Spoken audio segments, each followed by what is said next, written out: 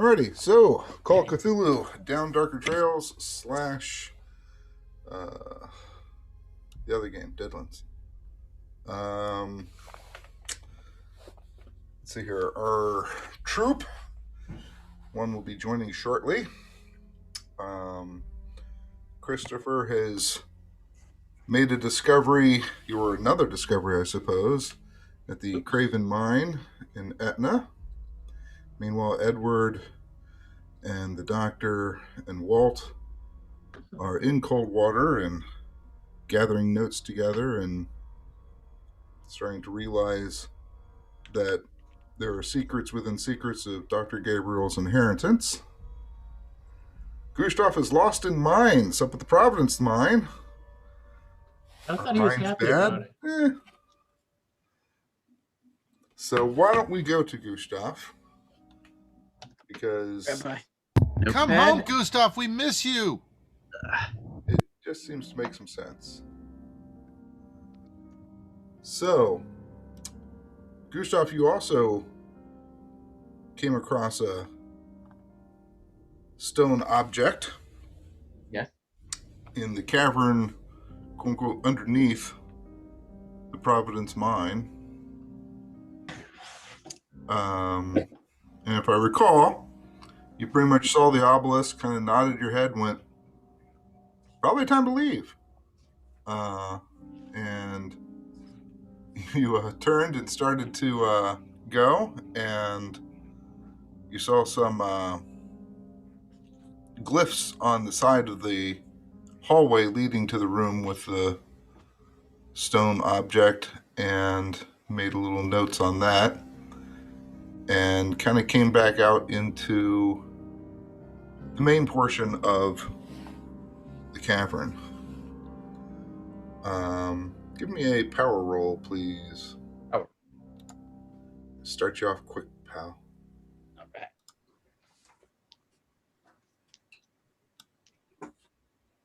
Oh, everybody please do luck, regeneration, etc.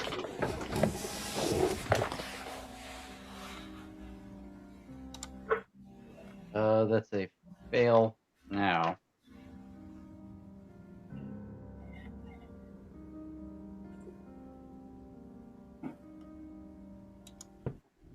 What's the recovery on a fail?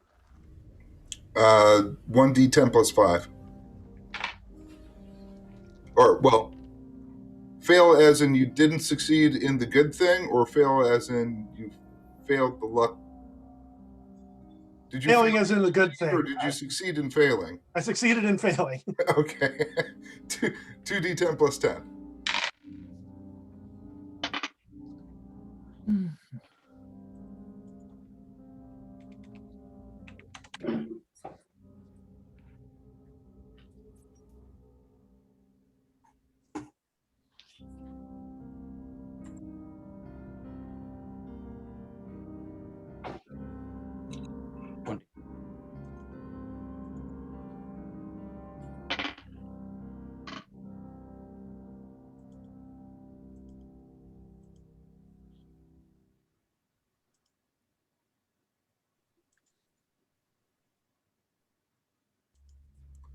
So Gustav, you failed. You're doing your luck stuff right now. Is that correct? Yes. So my luck total is now 95. Excellent. But I did fail my power roll. I got a 75 out of 65. All right. So you come out into the cavern with still a sense of maybe a little bit of foreboding due to the oddness of the statue thing that you found. But all in all, you still feel oddly comfortable here. You feel almost more comfortable here than you did even above ground. There seems to be... That seems like a trap. There seems to be a calling or a yearning of something while you're here. Well, get your ass back in there, man. Something deeper. Not so much down that hallway, but something deeper down in the cavern. Now, the cavern does continue past the grotto that you pulled over on the makeshift raft. But it darkens into shadows and darkness, shrouded from your view, basically. You get the sensation that you are definitely going to be here again, but not alone. You're going to be here with other people and with something with you, perhaps on you. You get a sensation that you could get something back, someone back, someone important in your past could be brought back, complete and whole, not like those things you've seen. And you get the feeling that it would be wonderful. So we're a little beyond the sticks here. Pet cemetery. So I ask you, do you want to go further into the shrouds and shadows of this, or do you want to go to the raft? I would like to go to the raft because as when we left off last time, I had just become aware of what time it was and how long I had actually been down here. Oh yeah. You've been down here for quite a while. So you start heading towards the raft, and pretty much right as you get to the raft, make a listen roll for me, please.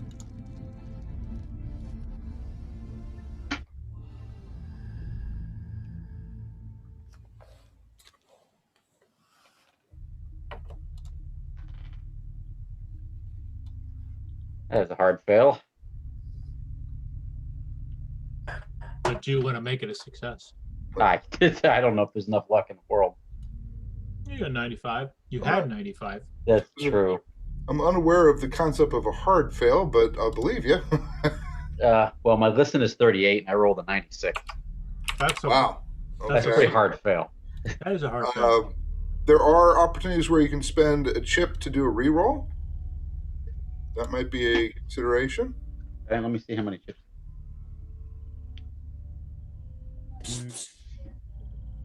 If everybody else could also ping me your current lux, appreciate it.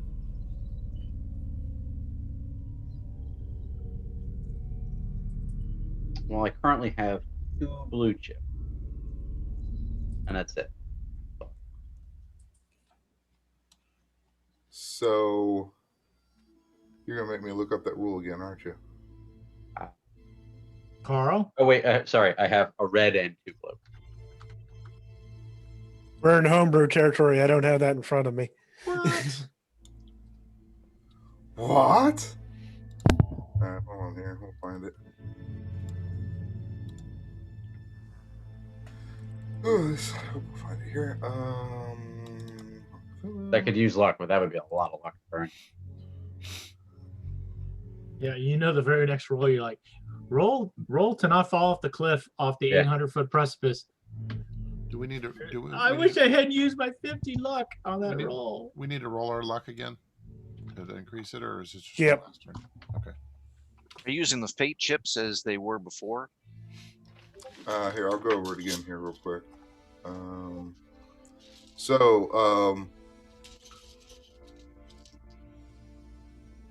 Right.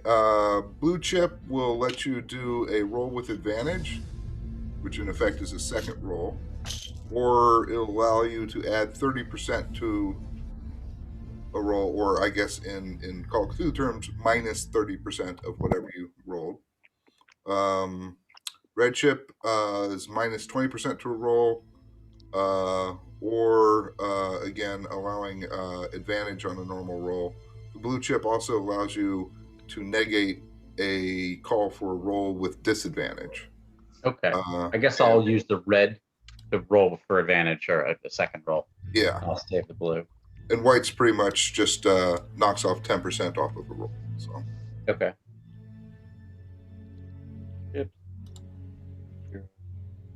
If one fails his luck roll, what does he roll to increase? D10 plus 5?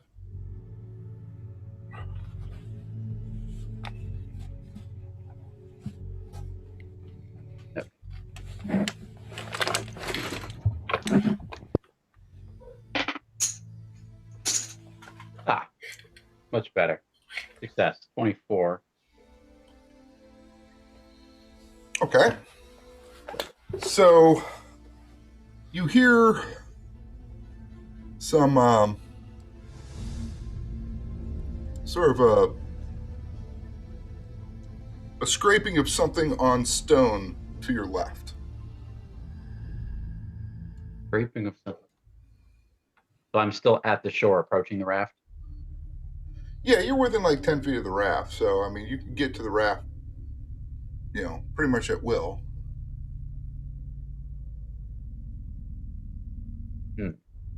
Well, I have my lantern with me, so I'm going to turn to the left and try to see where the noise came from. Okay. There's a bit of shadow and stuff like that. Give me a scan roll.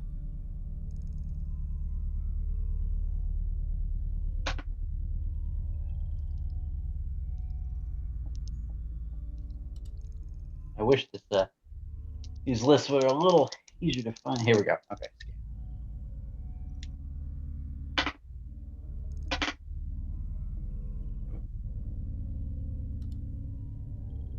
21 out of 59, so hard success. Okay, excellent. You see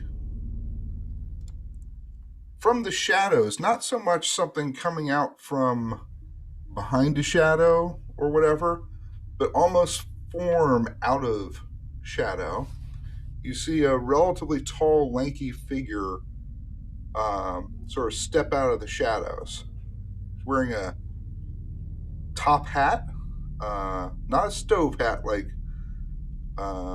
President Lincoln wore, but a top hat, like a formal putting on the Ritz style top hat. Formal clothing, although it's tattered and unkempt. There's slight tears and threadbareness of the overall outfit. Looks to be of African American descent. White shirt underneath the black formal jacket, even a little black bow tie. And he is starting to slowly walk towards you.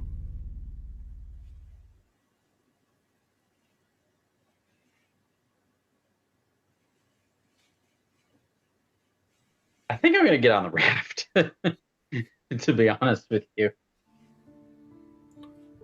All right. Oh, recall that Gustav is superstitious. He's tired. He's hungry. And he's in a mine where a man in a top hat and formal clothes ought not be. I don't think he's here to serve me tea. All right. I would head for the raft.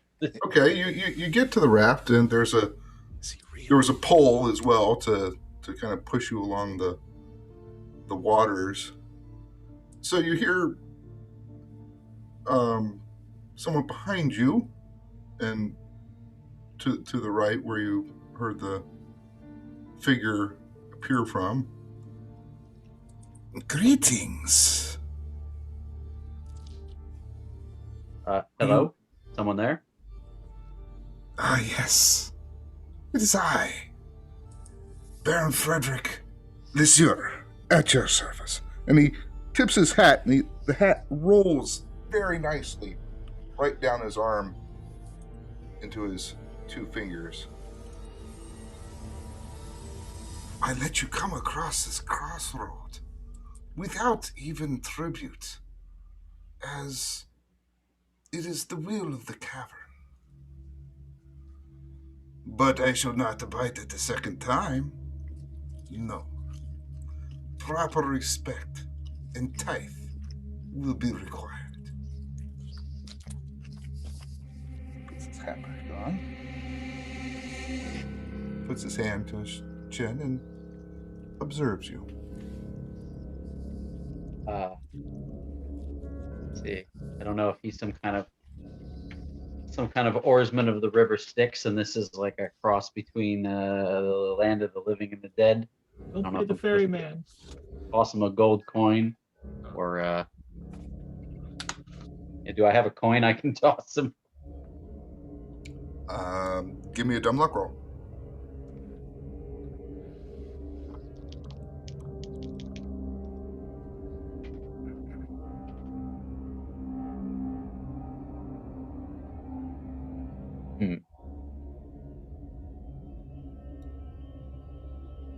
Nope.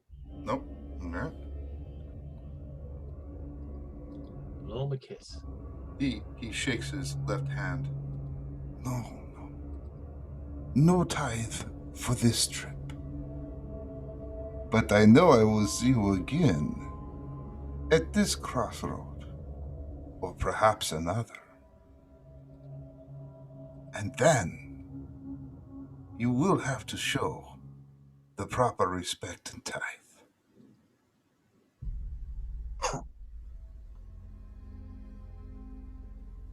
I'm gonna paddle faster. Okay, so you turn your back on him because he would be behind you now. Was he on the shore or was he like in the water? On the shore. He's on the shore. Now you do recall the water and the brackish red stained water is, from what you could at least observe, is not particularly deep. Sure. You know, you could just as easily wade through it as you surmise the Baron could as well. Sure. Do you have any sort of lore or anything that you might sort of mentally consult? What about the bartender? This wouldn't be a natural thing. This would be like an arcana thing or an occult thing. You do have a 25% in occult. Or no, hold on. Wrong Greg. There we go. Yeah, I only have 5% of call. Now I am aware of I know there's a similar character in Voodoo, and I forgot the last name, but it's a Baron something. He would be sort of a New Orleans style voodoo gentleman who communes with the sort of spirits of the dead. So I'm Offhand, you vaguely do aware of recall that there is more. something of a similar description of a Baron Samedi. Yes, That's that's it. it. I think he was in a James Bond movie as well. 7 Up.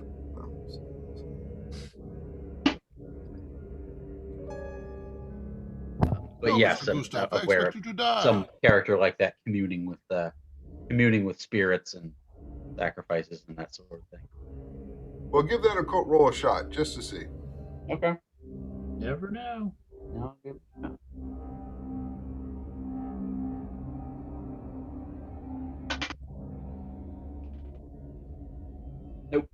Nope. So, yeah, this guy strikes you as something similar to what you kind of know of Baron Samedi, but that's about it. So you get about a third way across the pond, and you can hear from behind you, "No questions. Interesting.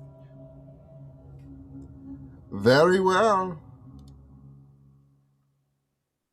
But I strongly advise you, when you come back, because I know you will, many more questions need answering first. And I advise you, do not proceed, as you will not be ready for the workshop. But for now, I withdraw myself. And I withdraw my protection." And you can hear a couple footsteps, and then you hear nothing behind you. This is why you don't go caving by yourself. Yeah. What do you do? I'm very, very focused on making it to the other side right now. Okay, you pull to the other side.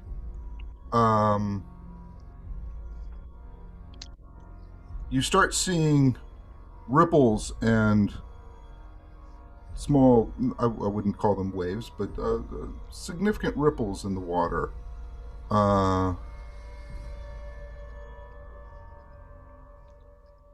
Slurshing about the water, like almost like a large bass swimming around kind of thing. is sort of your initial thing. But you see it from multiple locations of this stagnant water.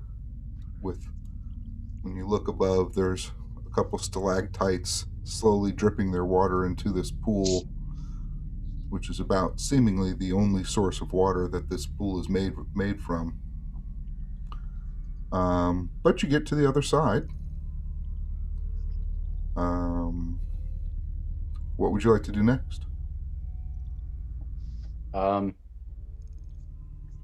see. So if I recall, there were two paths to get through to this part of the cave. There's the path I did not take, which was the longer but perhaps less dangerous path that kind of winds around. And then there was the sort of elevator device used to go up and down. So I'm split between, do I take the shorter, riskier path, or do I take the longer, more winding path that's safer, but also I didn't previously take it, so I don't necessarily know the way though. Right. Well, I guess I'm gonna have to go back the way I came, which is the elevator. Gustav, Give me a navigate roll. if you get lost and die, I'm never going to talk to you again. I mean, you definitely won't, because I'll be dead. Oh, you can always talk to the dead. Unless you come back in a sharp suit and a top hat. You can always talk to the dead. It's when the dead talk back, you've got a problem. Oh, I was thinking that too. It's like, okay.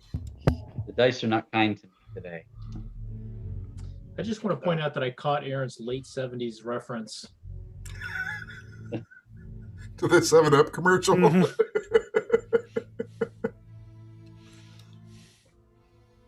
Not a success. Not a success. Okay, you start meandering through. You think you're going the right way, more or less. And then your lantern runs out of oil. Christopher, over I there. was about to say, on that note. You are not getting out of alive, but you will be desiccated and memorialized in your tomb.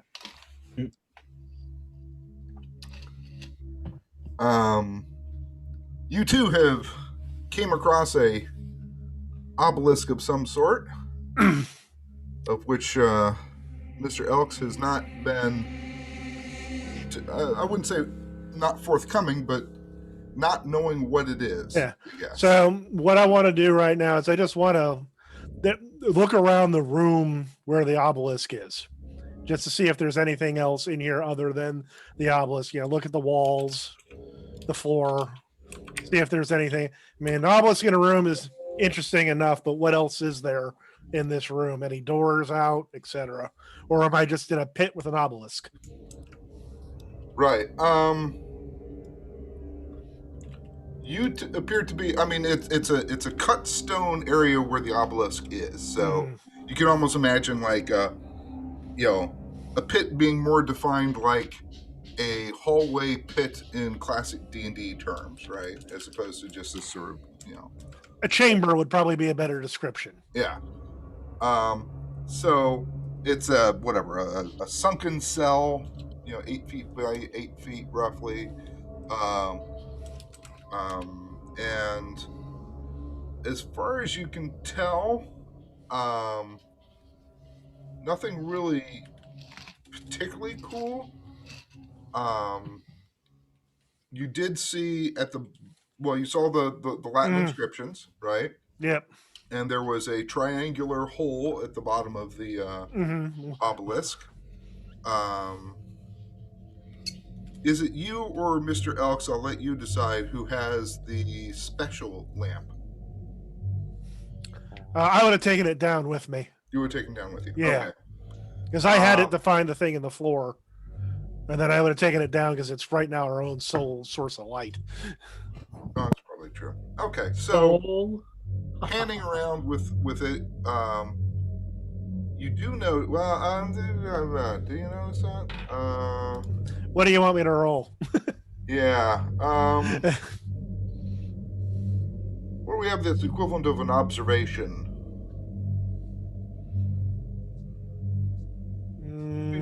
Sort of a scan-ish. I was about to say I'm scanning the room, so Yeah, okay, so give me a scan roll. Make it nothing special in it, making it though. Okay, Just a so regular old scan. while you're kind of scanning about, using the lantern obviously to illuminate, when you get kind of low, closer to the base of the obelisk, the usul, if you will. Anybody get that reference? And Base of the pillar. Yes, I got it. Do I see a small mouse? no, but as the light from the lantern goes into the triangular space, the very top of the obelisk glows ever so slightly in blue.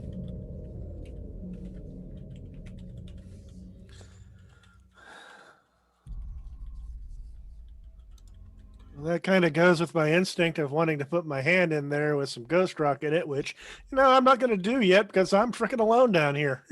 Well, Mr. Elks is Yeah. 10 feet up and 2 feet, Yeah. Is he wearing a red shirt?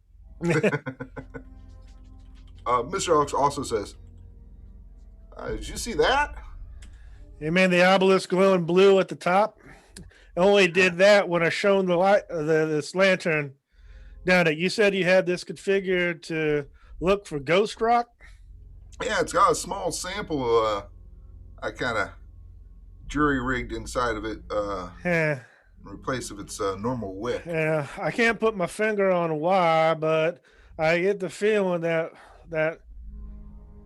I should put my hand or put some ghost rock in that hole there. But I don't know about you. You don't seem to know much about this. I know next to nothing about it. That just doesn't seem to be, I think, the wisest thing to do at the moment. I don't see anything else down here in this chamber.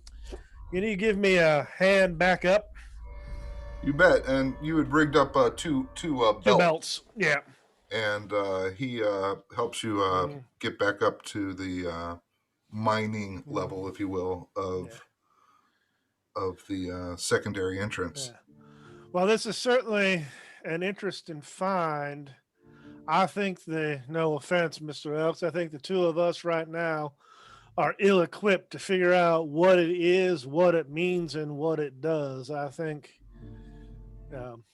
getting a better idea of, maybe you can look through your books and I can go back to town and perhaps talk to some people there to see what the heck this is. Do I get the idea if I pull on the chain again, the floor comes up? No. It looks like it'd be something that you would have to rig up something to pull the. Yeah, it was probably like a hunter's trap lock to unlock it. Well, I don't know about you, Mr. Elks. I think right now, probably in this area, I think it's safe to assume that you are the only one that's able to get in here with that weird ass ring that you have. I don't think we have a need to conceal what's found here, unless you really think it would be wise. I think we could probably figure out a way to get it reset, but I think that might be more work than necessary.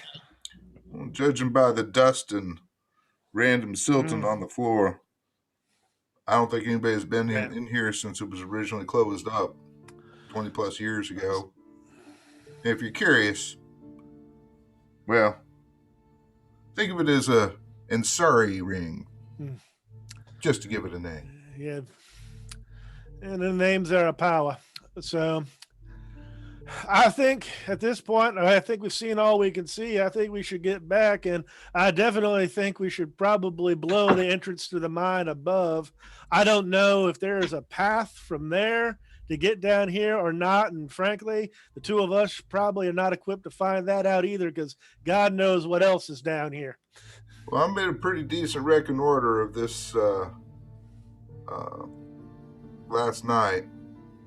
Outside of a couple small splinter shafts, standard prospecting shafts, there ain't nothing down here. Sounds good. Let's get back to the surface or wherever we need to get to and get the rest of this job finished. And I suspect that my friends and I will be back We can look into this a little bit deeper if that's if you are so inclined. Yeah? All right. Grab my shoulder. Yeah, Hurts a bit more going out than it does going in. sounds like chili. And I assume you put your hand on I his put shoulder. my head on his whatever. shoulder and follow him out. He lifts his hand again. The ring kind of glints. He seems to, you can see a little glistening of sweat off of him this time. Seems to be a bit more effort. And again, the hand blazes up, and you kind of, again, not really push through. There's not, there's no resistance.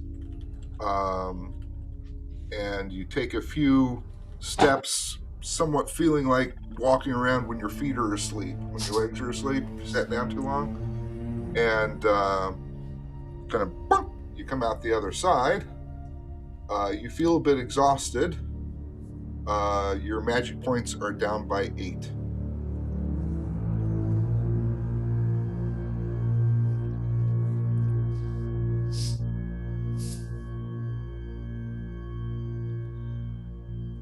This would be in cross-reference old school magic.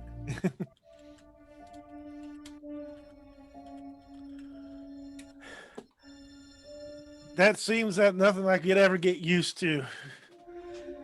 Take a Well- breath, take some water. Let's head back into town so I can meet up my compatriot, and we can do what we came here to do in the first place.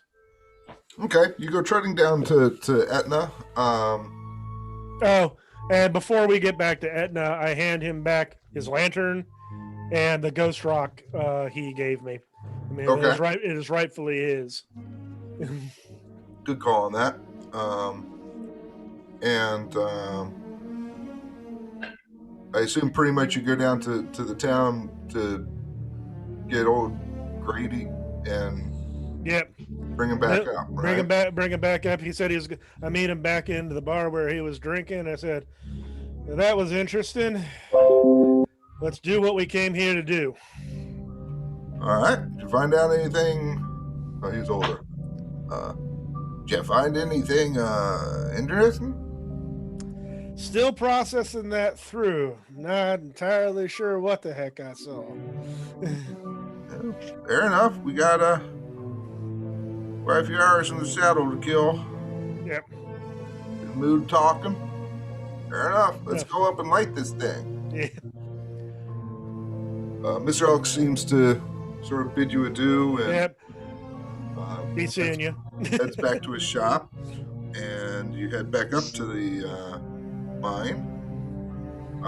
And within 20 minutes, nice long fuse, you get a fair amount far away.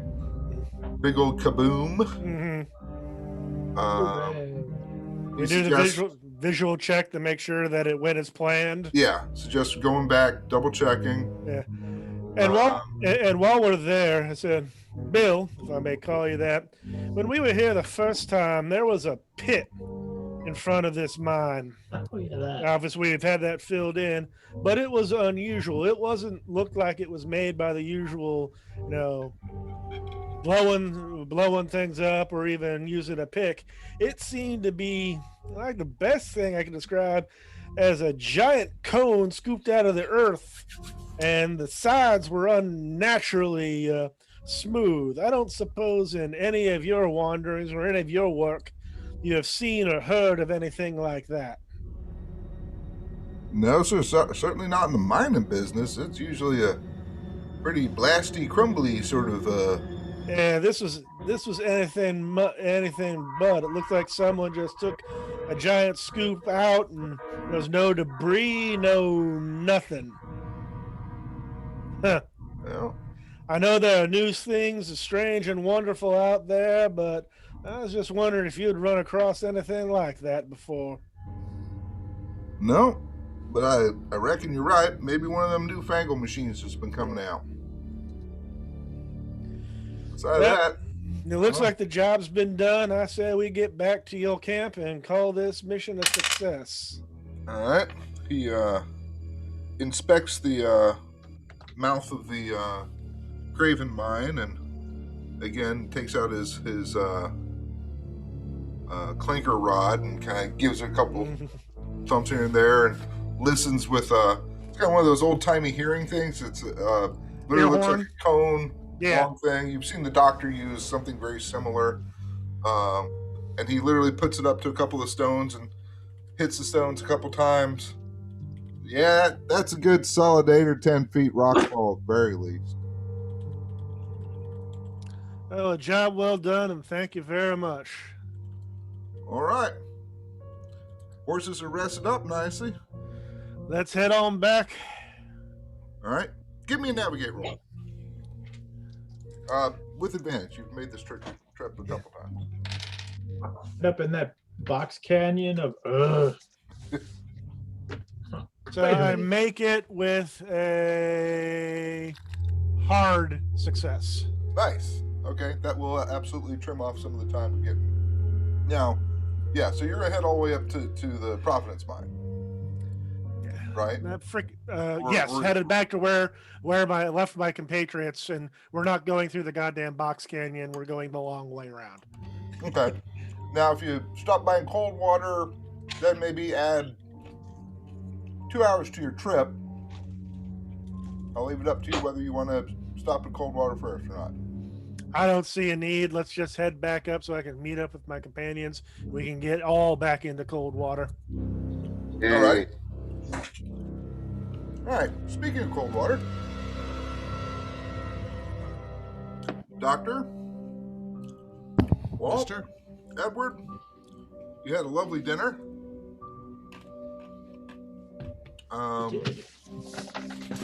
I believe, Doctor, you kind of gave Edward the okay to start parsing through some of the ciphered material. Yes, of course, as long as he's willing to show appropriate discretion. Of course. I don't know. I can't even see him. He's invisible right now. Oh, he's back. That's true. For a moment, you just disappeared from view.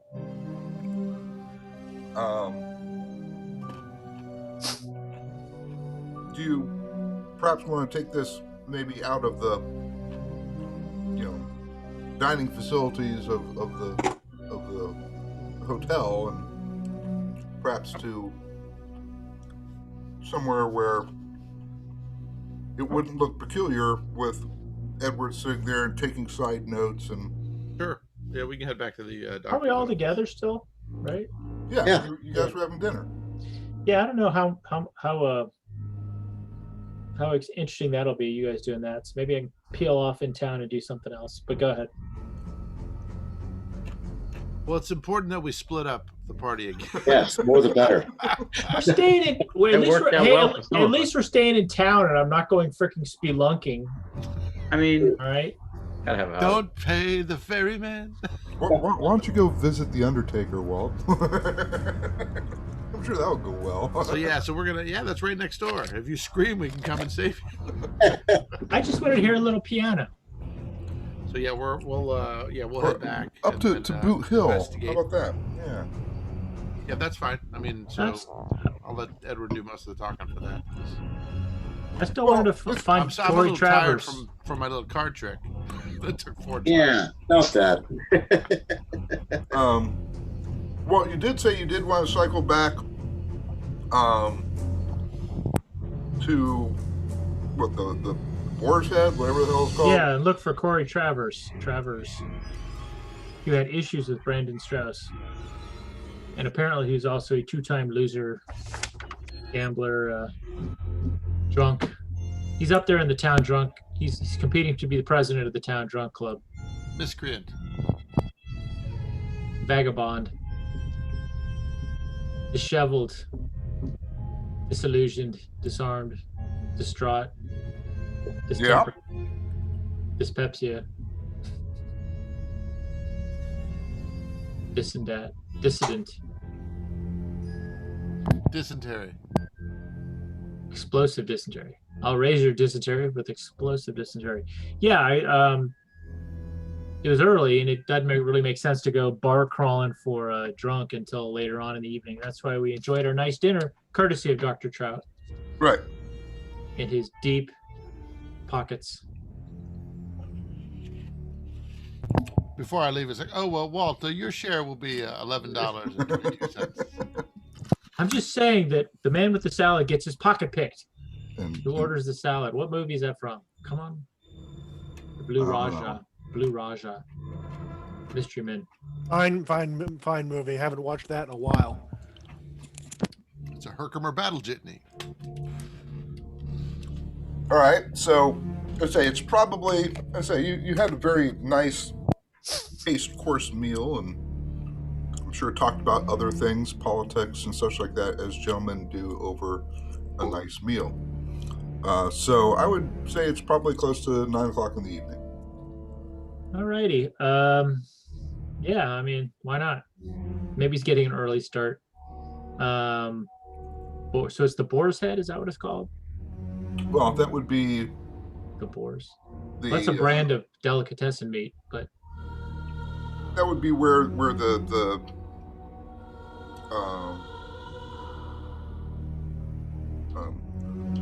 the cheapest of the saloons that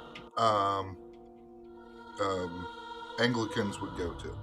I think Johnny from the Gem said that's where he thinks he'd been relocated once he got into a kerfuffle with Brandon, and Swearingen told him to hit the road. He said he heard. So I have decent intelligence that that's where he moved his vagabondry is now at the Boar's Head. So I'm gonna go check it out. Okay. I don't remember if your character's been there yet or not. I'm sure you've certainly taken notice. I've been here I think I've been here about a month or two, so I'm sure I've probably been in there. At least it stuck my head in the door to say, yeah, I'm not smell of urine. I'll go somewhere else. Okay. Well, that could be your room at the boarding house. You make your way, perhaps a little haltingly, kind of, where was it? It was down here, blah blah blah. But you make your way. As I pointed out before, it's one of the biggest, technically one of the biggest buildings in the town. Yeah.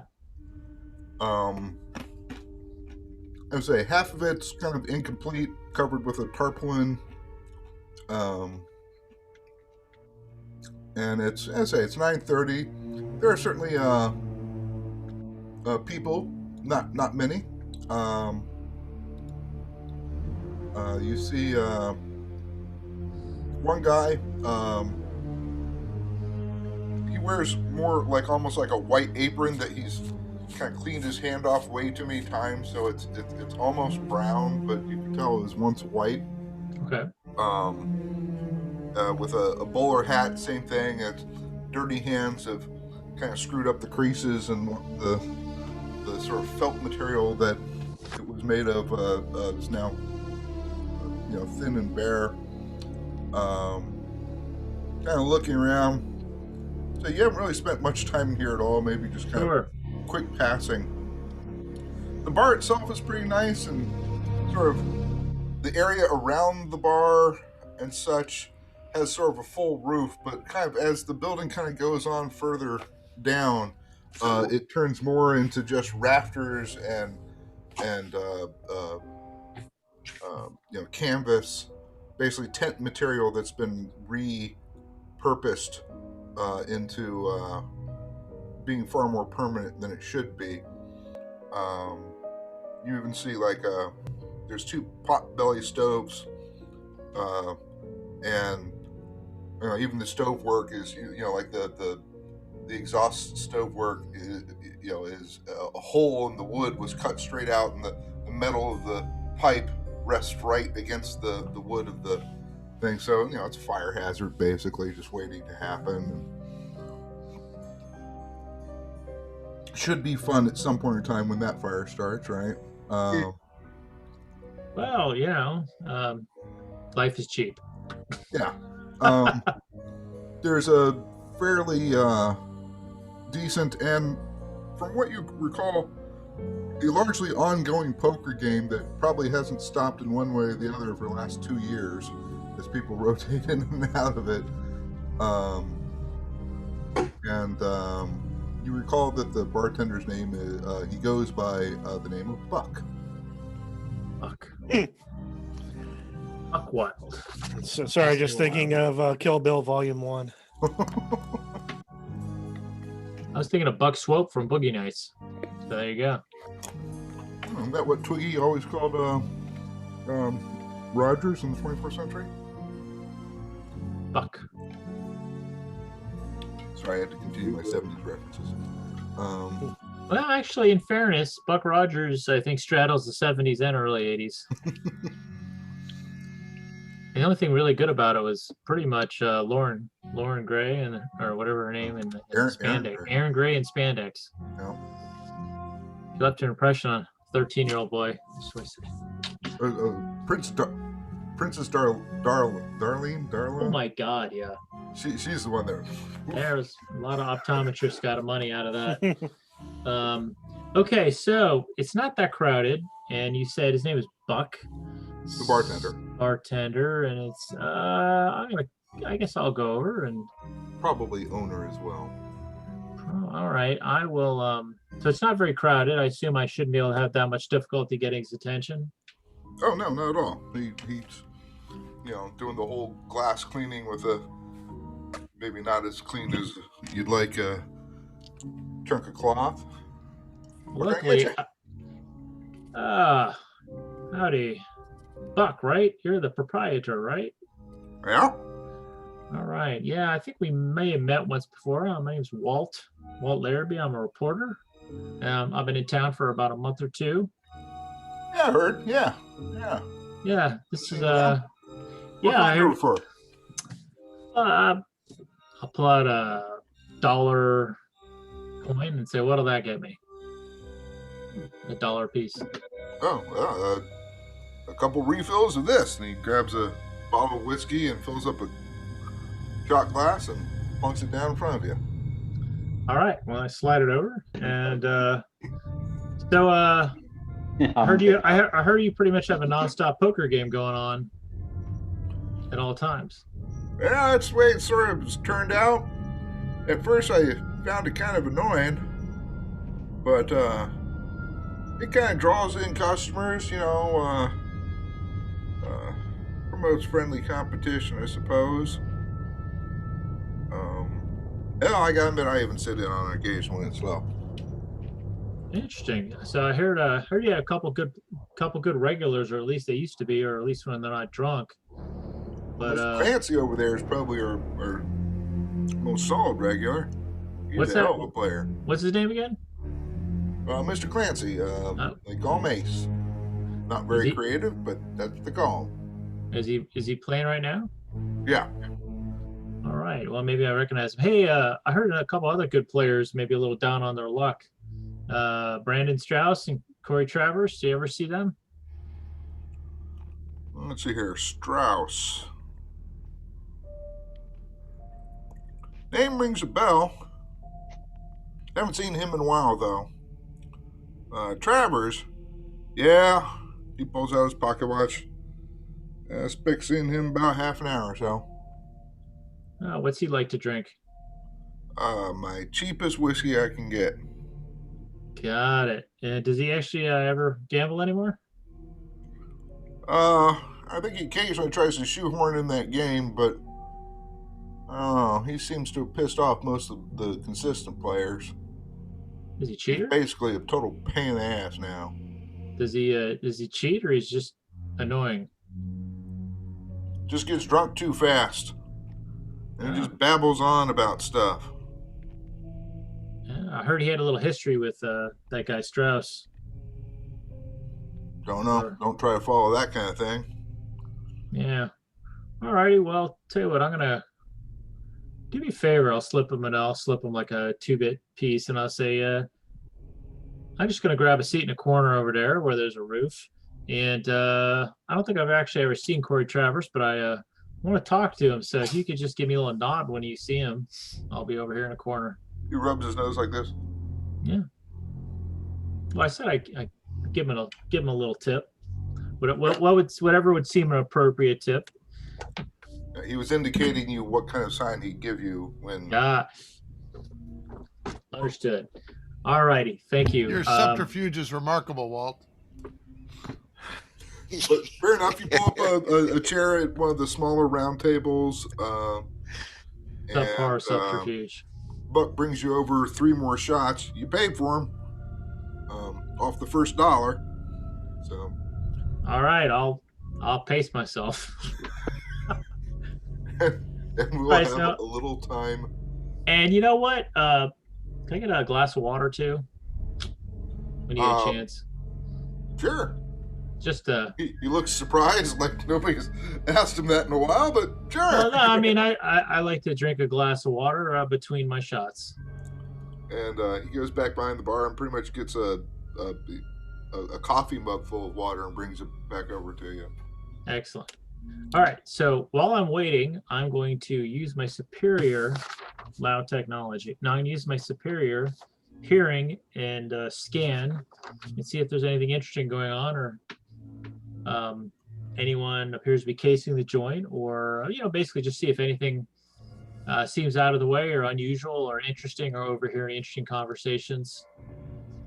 Give me a I got time to kill. All right. With disadvantage. I don't know what's so funny, but That rash. Well, on the sideburn unusual of his thing ass is has the it guy all. that's sitting at a table all by himself with 3 shots in front of him. and a coffee mug full, and a coffee mug full of water. If you don't see the unusual thing, the unusual thing is you. You know what? Next time I ask So how'd you do on that disadvantage scan? I'm checking. Did you say scan or spot hidden? Scan. Let's. Spot hidden would be like you're like, excuse me, let me check underneath your table here. 45. I rolled a 45 and a 60, so I made it either way, but only by 2. Okay. Remind me of that in a moment. Vance. Checking that skill. Gustav, where the hell are you? You're at pretty much the mine entrance, I guess. At this point, you've kind of poked around the house. You went back, got up onto the rock formations at least a little bit, not too high because you were being cautious there.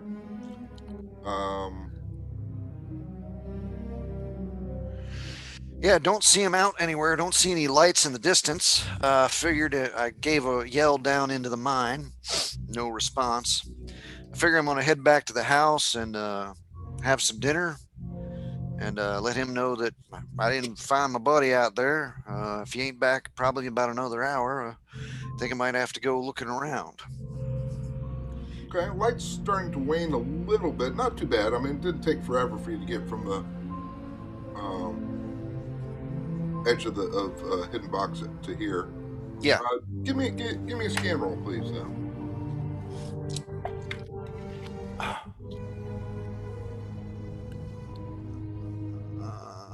A success, nothing big. Okay.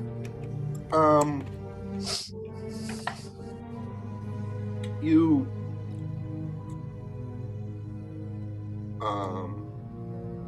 Okay, A success.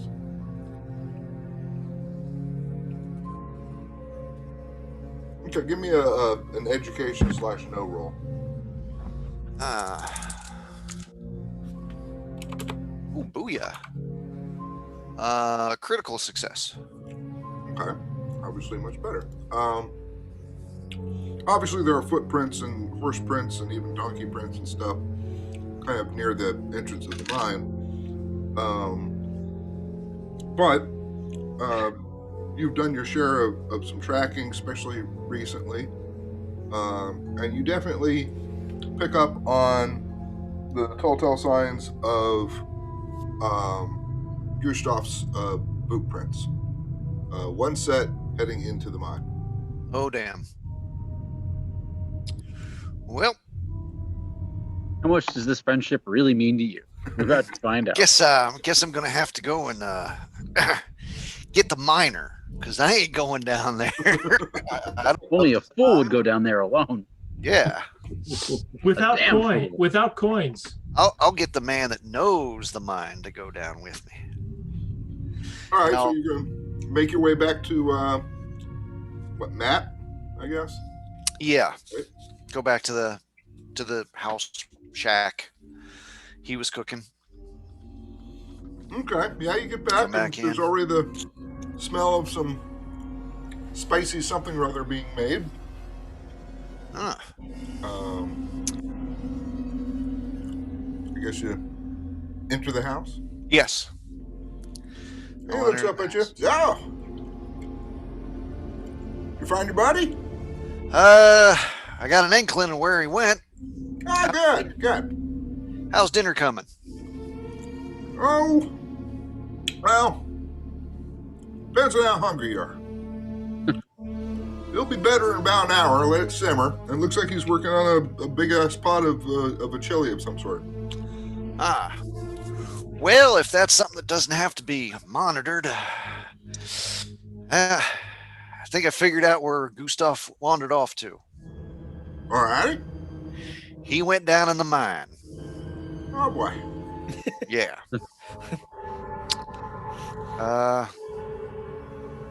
I figured I would come to get you, and we might have to go down and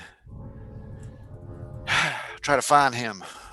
Does that boy know anything about mines? Not that I know of. Oh boy. Knows how to play cards. Pepperidge But, Farm remembers.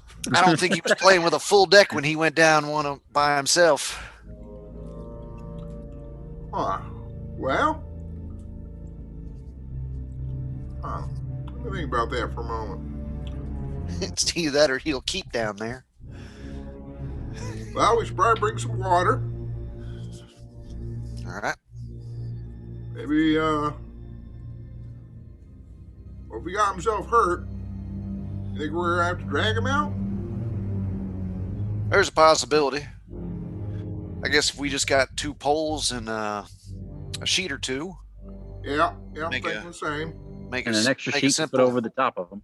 make a simple stretcher, or maybe some thinner sticks just in case he fool done broke something. Well, hopefully he hasn't come across Bob and John. Bob and John. Oh, you got other miners down there? Wait, who the hell's Bob and John? Well, they ain't quite miners, no. I'll be honest, I don't know what the hell they are. That's a good sign. Oh, yeah. Are they animals that you named, or there's people? They're butt-ass ugly people. They'd come up and sniff you. If you don't fuck with them, they pretty much just walk off again. But they're damn ugly, creepy looking. Startled them once, they punch like a motherfucker. Between the 2 of them, if they spook your buddy, well, let's just say, in a normal fight, it'd be bad. But on their home turf, it'd be bad. Oh boy. All right. Alrighty. So he gets, it's not quite 2 poles. He doesn't really seem to have any poles on hand. Thinking about my entire house, I don't think I have any just poles sitting around outside of taking apart something to get a pole, but brings up something or other that were your buddy to be unconscious or what have you. Some Seized. sort of basic. Decapitated. Now I feel strange because I actually have 8 poles in my garage.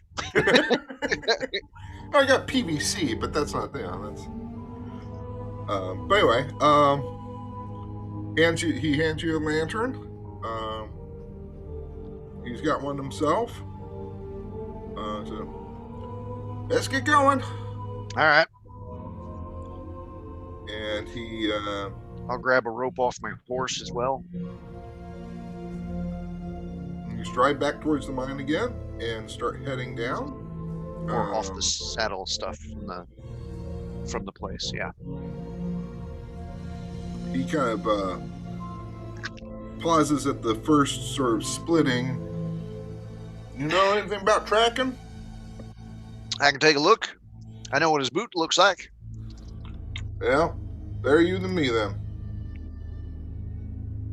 Where the hell's tracking go?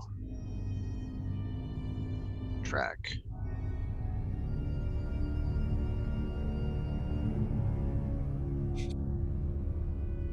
I'm gonna throw a white chip at it.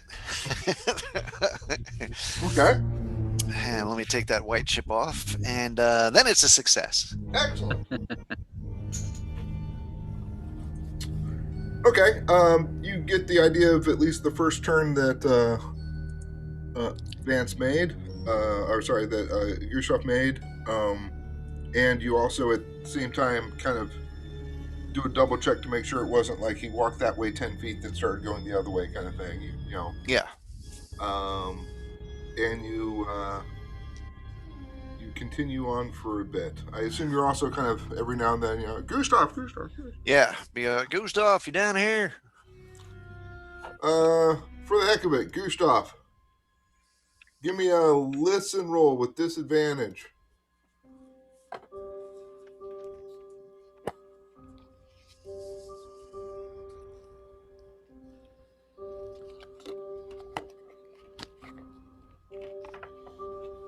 Sure, Aaron. Can't make it easy for us to all get together. No, we can't. So if I wanted to use a blue chip to negate the disadvantage, do I use that now or do I use it after the fact? You can use the chips after the fact. Okay. On the off chance you actually make a roll on disadvantage. Well, my listen is okay. It's 38. Let me take that back, actually. Okay. So you'd use the blue chip to negate the disadvantage, so you only have to roll once. Okay. I'm going to do that because I don't think I'm going to make this roll twice.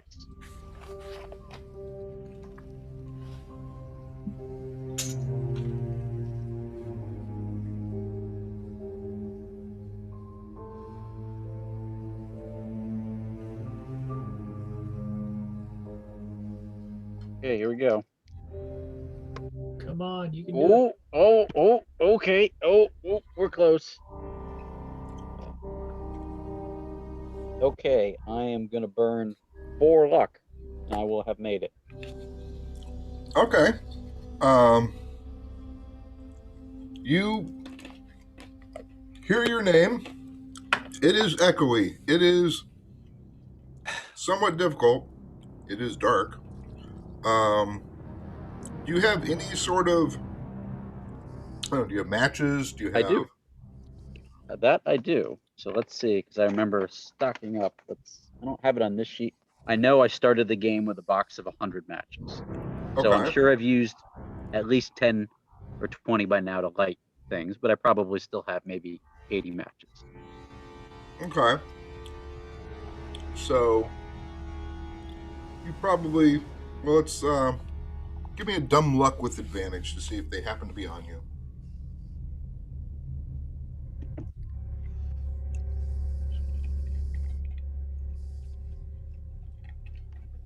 Nice roll away. So I'd say the odds would largely be they're probably on your horse, but maybe they're...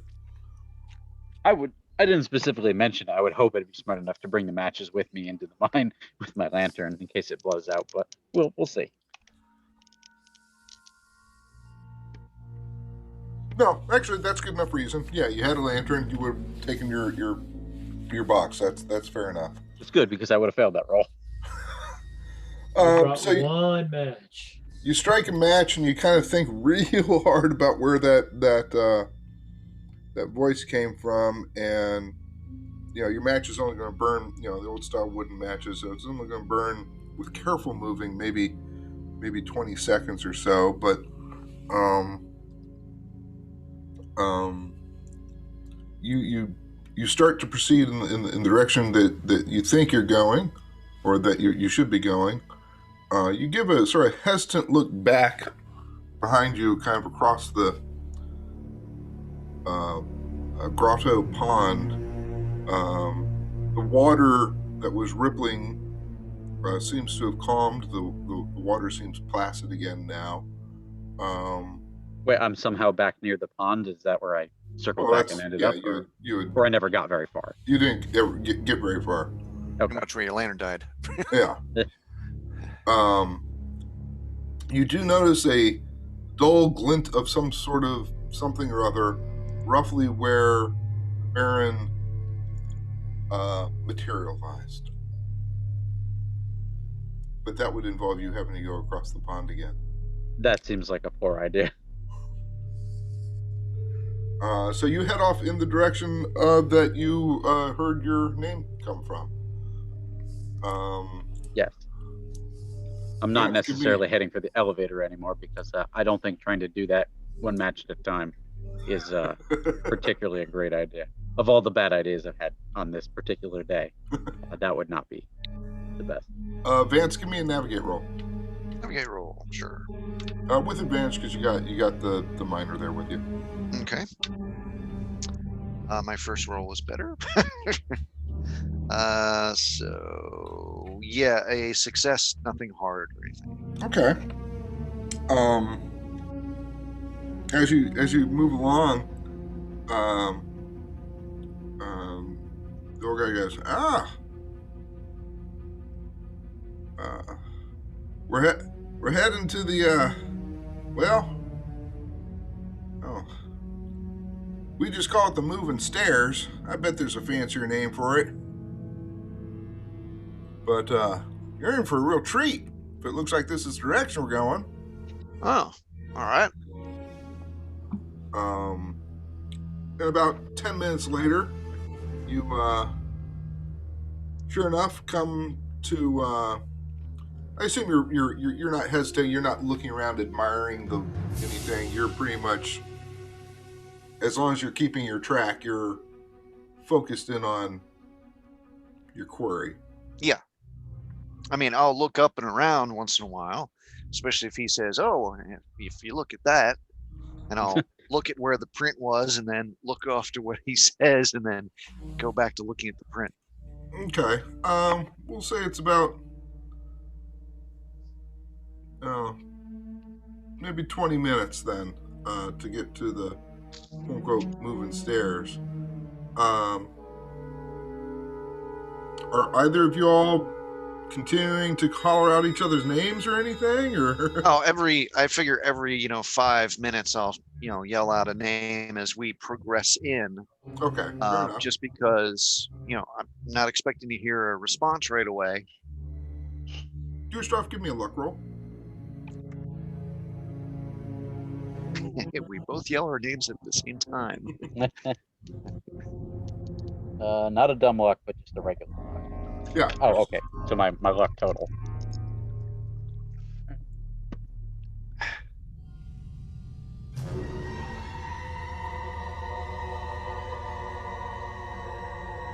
All right.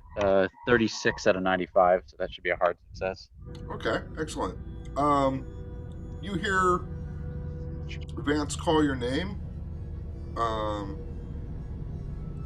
Or out of 91, but same thing. So you kind of echolocate perhaps a little bit better. And on the next flash of your matches, you kind of, this kind of, you're kind of getting the feeling that you're kind of heading in the right direction. The cavern kind of area is fairly well past you now. You're in the mining stoneworks, as it were. And again, you kind of got the light from the matches, goes out. You kind of go as far as your memory is being fairly confident about before you strike another one, kind of thing. And I'm moving slowly and surely so that I don't go over the edge of anything or right. At this point, your memory serves you well enough to know that at this point you're just talking about sort of carved rock hallways. There's no pit of endless descent to your left or anything like that. No creepy rope bridges across a chasm. Very picturesque. I'll add those in further into the no. But you strike your next match, and you almost drop it immediately because you see two figures standing in front of you, maybe Uh-oh. 15 feet away. They at first you think it might be Vance. You're like, okay, I heard Vance calling for me, and then as your eyes kind of adjust to the flash of the flash of the match calming to a normal flame. This is not Vance. No. This is not the miner. These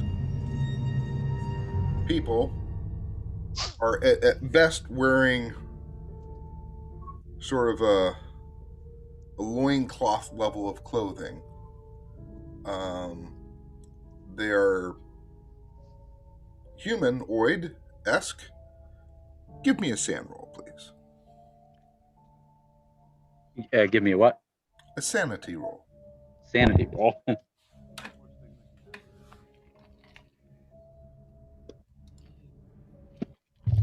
Ooh, okay. A 1. A 1 out of 67. Okay, well, that means that That's my best roll of the day. I'll take it. you're not going to be phased too badly by that then. Well, back in my day, back in college, we wore loincloths all the time. Sure, as you We do. called it toga. Interesting. Give me 1 second. Really? That's all there? Interesting. How come I don't get those rolls when I really need them? Oh, you needed it at this point. That was a Oh, I good. did? That Okay, was a then. good one to need. I Okay. gotta say, you. Yeah, That was a good time to roll on. That was a good time to roll on 01. There Okay. were A worse failure times. would have been funnier, but it was Most you got the roll. assuredly. Yeah, that So, was definitely that was not a wasted thing. Okay. Out of character, I'm probably not going to shoot them because I know that possibly they're the creatures you talked about before. Gustav would not know that, of course. Correct. I didn't consider this before, but considering all the moving and jumping and paddling and things I've been doing, I probably did not have my rifle with me. It's probably on my horse, so I probably just have my pistol and a knife. Yeah, that'd be Reasonable. reasonable.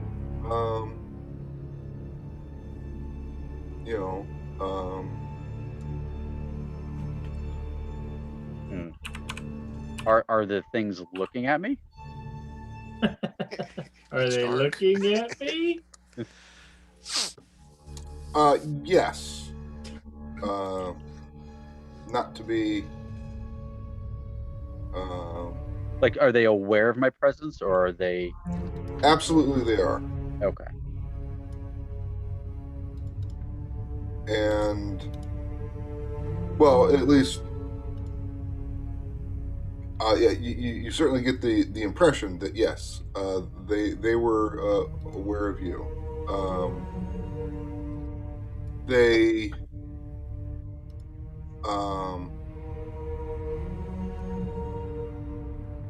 are well. Okay, you're a little bit more surprised that, in a way, that you didn't freak out. But okay. I say they look quite muscular, for lack of a better term, I suppose. You think you see maybe some mold on them. They look a bit like the creatures that you just fought in Box Canyon, but they're not. These two aren't racing at you. They're kind of looking at you, almost appraising you. One How many turns, meals can we make out of that? one turns to the other and kind of makes sort of a glibbering noise at best, and the other one kind of nods and kind of. They both start approaching you. What would you like to do?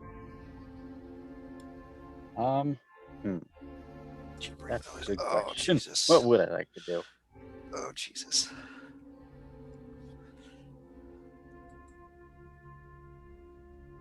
Is there any way to move around them, or are they blocking my passage? They're pretty much blocking your path. I mean, it's your standard sort of mine pathway, so it's. Okay, not I particularly mean, large. yeah, you could probably kind of turn to your side and kind of along a wall. Sure, you could give that a shot. Well, I- I don't feel I played the Baron particularly well. I don't know if that same approach is going to serve me here. I guess I'm going to have my right hand ready for my gun if I need it, but I'm going to stand my ground and just let them approach and just watch what they're doing. Okay, as they approach, your match burns out.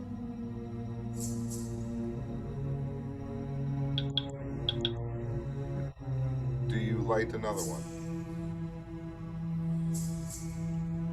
Yes. Weeping angels. You light the next match. So the reaction. Okay. They're right up next to you now. One is on its hands and knees. The other one is standing. And I mean, they're breaking your personal space For sure. Barriers. The one that's on all fours is even with an elongated tongue, in effect, licking your trouser. You notice that the flame, though they're not armed in any way, they don't have guns or anything along that line. Their claws are long and formidable looking. They have teeth that, should they bite you, you know it'd be a relatively bad bite, worse than a human bite, certainly.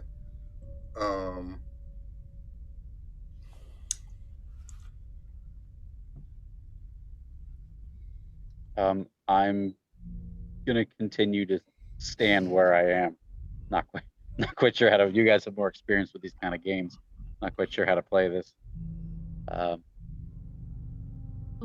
don't think attacking them is gonna go well.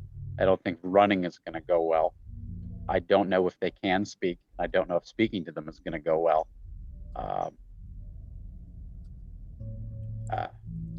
Well, you can always try something. Make a sudden move. Give me a power roll. A power roll just to resist the urge to shoot them. To sort of defend your personal space. Right. Not a good situation either way. Now, don't forget, you cannot spend luck on a characteristic roll, but you can spend chips on a characteristic roll. Okay. Roll. I have success. Just shy of a hard success. 33 out of 65. Okay. You kind of a little bit of gorge in your throat, but you're kind of letting it go, and you're almost thankful that your match is almost burnt out. So Vance, you get to this wacky looking contraption. I can describe it to you again if you don't recall from the last session, but No. it's basically a method of ascending and descending heights, where it's really a question of timing. Your companion kind of briefly shows you how to use it. He seems very deft at it, but again, in effect, it's probably running off of some sort of teeter-totter thing. You're not sure what it's powered by. You don't hear any mechanism running per se, but it's working off of basically just pegs going up and down like this. And basically, it's a question of timing where you hop on one peg, it goes down, and you hop onto that next peg to drop you down, to the next peg to drop you down as this thing shifts back and forward. And you basically downswing of each of these pegs. So it's like you're going down a moving ladder. Yeah. But you're having to shift sides each time. So as you go down one, you reach out to the other side to grab that now descending peg. All right. Would this be a dex thing to do? Yeah. Okay. 48 out of 73. Okay, excellent. That's good. A little wobble here, clumsy. a little wobble there. Yeah. Getting the timing.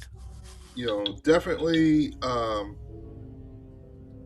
You're trusting your companion with the lighting. For you on doing this, it's really a. Oh no! Wait, hold on. I was looking at the wrong sheet. Let me put this Call of Cthulhu character away. It was a 48 out of 90, but still. Yeah. Yours is 90. Yeah. And through this sort of peculiar back and forward, you're not leaping. It's not that far apart, right? But it's within a comfortable arm stretched to each side and leg stretched to each side.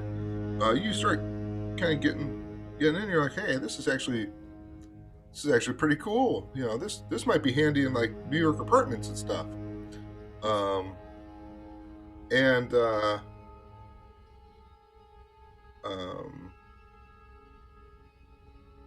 Your companion says, now you're coming up to the bottom here. You want to time that pretty good too, because you don't want to get caught up down there. Those pegs will hurt if you get trapped underneath one. You can bust up a. So you get near the bottom, and give me one more dex roll to properly leap off. Success. That's the case. Okay, you get down to the bottom and hop out, and you figure you probably descended 200 feet. Oh, that would have been a bad fall. Yes. Maybe even a little bit further. This is sort of your first time encountering such a thing, so you're not really sure. You have expected to see Gustav basically lying here either unconscious or clutching an ankle or something along those lines. Yeah. But that is not to be the case. Wow, Gustav must have made it down here. I'll try to see if I can pick up his trail. Okay, you start going to pick up the trail. Because I figure if I see his trail, then of course I'll yell out again for him. Right. Go ahead and roll. Another tracking roll. No, I failed that tracking roll. Oh. All right. Well, Just wander aimlessly. It worked out fine for me. There's a couple different paths, but we'll put that on hold for just 1 second. Edward stepped away for a moment. That's fine. Walt. Yeah. You've had your first shot. You've had a good chunk of your cup of water, and you're about halfway through your second shot. Meanwhile, while you're kind of doing this, you're keeping an eye on Buck to give you the sign. Yep. Not a whole lot of people have been coming through, and really the one or two guys who've come through so far have not even fit sort of the general description yet. But Buck did say it was going to take a bit of time before he expected Carrie to show up. While you were also looking around,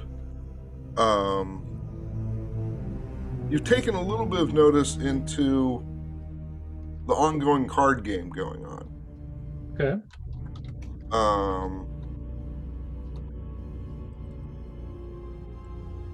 And you would have sworn, you're not sure by whom, but you saw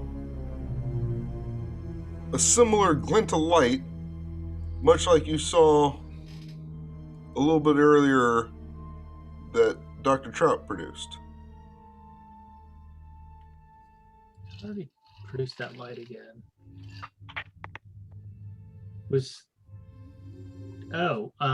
It was when they were doing something otherworldly, as I recall. So at the poker table. Yeah.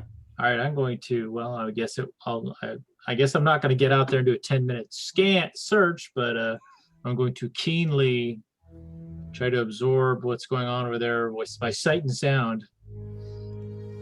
See if anyone's, doing anything unusual or gesticulating or has something under the table, etc. In fact, I'm going to get up and just kind of amble over like I'm kibitzing, a little Okay. bit.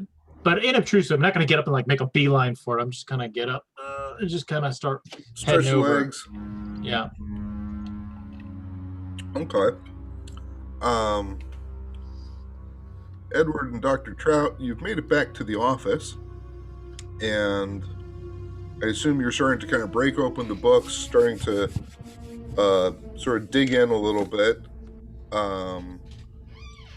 And Edward, I would like for you to, we gave you the cipher skill, if I remember correctly. So go ahead and give me that cipher roll for me. Don't screw this up. I think you're. Hang on, there we go. There you are. There we go. Now you can hear me. Let's see here. A success, but that's just a regular success. Okay. You identified the track that describes the lantern that evidently came with the rest of this stuff. The shadow lantern. And evidently, the lantern, when used with the candles provided, which you were doing this translation off of the first or the second paragraph of the preamble to the Constitution. Okay. Or to the Bill of Rights, excuse me. And in using the candles that are provided, of which evidently the candles will be consumed in the process, for every candle that is used, again, it's sort of a nebulous referencing, but in effect says that one has to provide at least 4 hours of time for the effect to happen, and will basically open the eyes of those uninitiated in the arts and sciences of magic. Well, that sounds absolutely fascinating. Let's do it. There's also, do you recall, Dr. Trout, how many candles that came with? I can look it up, but... I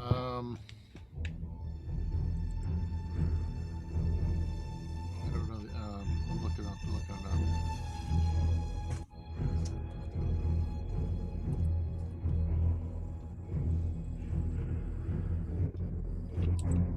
I don't have it. No? Well, we can look. I know there was at least 5. You got the impression that the center candle is not pertinent to the quote unquote magics. So the proverbial candle that actually starts the spinning of the cutout lampshade, right?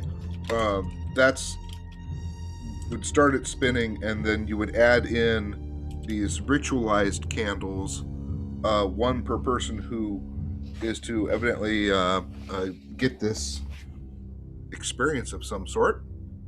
You also got the impression that for those who have been initiated, it will further appreciate their understanding. And so it has. So we have like 5 candles, and so 10. there's 5 Yep, of we're us. all right? still alive. Still alive, that's right. Okay, so there's 5 candles. Are they regular? No, I don't know. I'm just. Oh, So to use it, we need 1 candle per person. evidently. We only have 5. Are there anything special about these candles, or are they? I take it that you start to examine them. Let's see.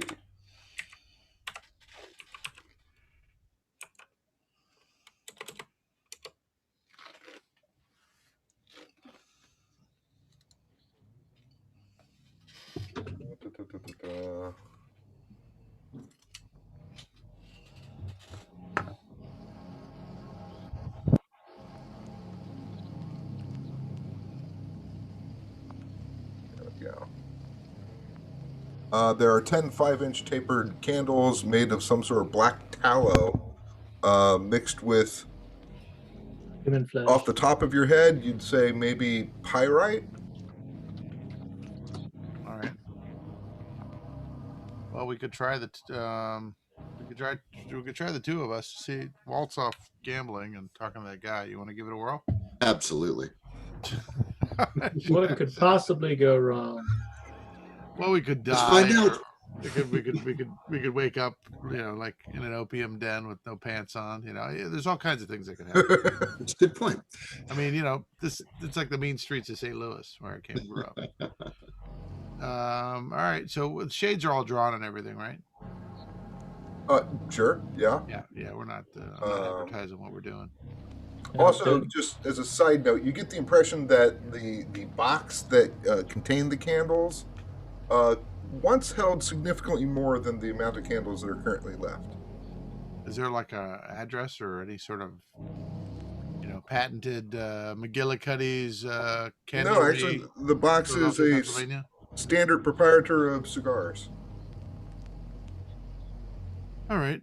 Well, But you can kind of see, like, on the side of the box where there was rubbing of more wax higher up on the box. So it clearly contained, at some point in time, more than what's remaining now. There's a finite quantity of them. So, all right. So let's go into one of the interior rooms where there is no window.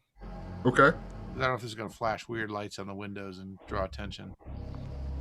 Yeah.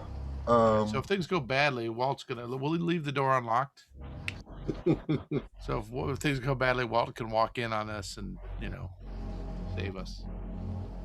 Clearly, you guys need some. If he hasn't drunk all 4 of those You shots, guys need privacy. So we're gonna go to we're gonna go to the interior room, the back room, and we are gonna light this candle thing up. Okay. Let's say the center holder of the shadow lamp looks like you'd put in a standard candle from the descriptions of the translation. So you'd need 1 standard candle in the center, and then you'd use that candle to light the other candles that were provided.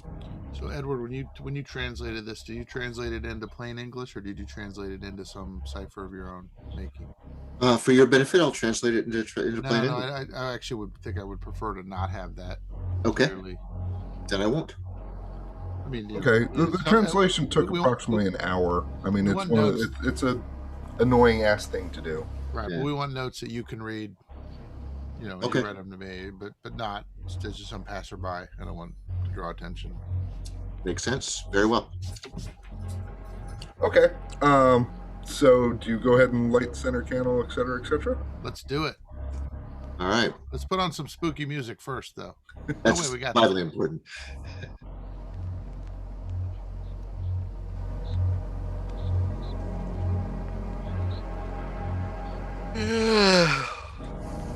So you light the center candle, and let it warm, get a little bit of a shallow of molten wax in it, and the description basically said that the temperature of the center candle has to get the lamp spinning first before you use that candle to light however many candles are going to be done in this. You do notice as the carousel starts to spin, it strikes you interesting that this is very finely crafted. The mechanism seems to require very little heat from the candles for it to start to move. Once it gets past the inertia of whatever metal it was made from, it spins not quite frictionlessly, but with very little resistance. This is not a child's toy. This was something that was carefully crafted. At which point, you recall from your deciphering, this was going to take several hours. It's suggested for you to sit, and you light one candle, and I assume you're only doing 2 candles. Yeah, you're Steve, you're muted. Yeah, let me pen a quick note and put it on the door for Larrabee not to disturb us. Oh, you know I'm going Unless to he hears disturb you. screaming You Larrabee? or the light has stopped. Hello, I can't read this writing. What's going on? Just do it in real chalky ash-like with your finger. Yeah, that'll work. He won't go into the room at all if that's the case. Nope. So you light the second candle and kind of settle in, not really sure what you're expecting. You would have gotten the impression from the cutout stencils of the rotating section of the shadow lamp that it would have been almost childlike in its display, just very slowly moving. As you start to watch it, though, you notice that there seems to be an inner panel that you didn't particularly notice before, that rotates at a slightly slower speed, and evidently yet another panel that rotates at another slightly different speed. And as these panels shift about, it's creating different images at the different speeds that this is rotating at. The candles that you light start providing their own heat, and the contraption, if you will, starts to spin more quickly and starts taking on, as it kind of flickers in your head, a somewhat hypnotic, entrancing set of images. It's nothing you can really pin down on. It is hallucinatory, no doubt. It is mathematical. It is disturbing. Many different cycles and images. You think at first you're just seeing interesting combinations of these panels and such, and as it moves faster, you're both men of book learning, where you know that you've certainly seen flip through books where you flip through images fast enough it seems to make the images flow as to one fluid image. You've even heard of such things being worked on insofar as some sort of form of entertainment. This seems to be working on perhaps a similar principle, but the information that you're starting to see seems well beyond what could be captured in just a few sheets of seemingly tin spinning at different speeds. Visions and more mathematical arcanum start flashing in front of your eyes. The room itself, the walls seem to fade away to the point where you're now just seeing these light images on a field of almost perfect pitch black. You're not even particularly aware of the shadow lantern in the center anymore. It's just imagery and more imagery. So, Walt, eventually, the buck gives you a little thumb and kind of almost points in the direction of the swinging doors. Okay. As he's cleaning another glass real quick. You look around, and this is one disheveled motherfucker walking in here. He looks like he's probably been sleeping outside. He does not smell good. There is a hint of vomitous odor on him. Ejectus. And almost maybe even a little slight hint of maybe even give me a no roll at disadvantage.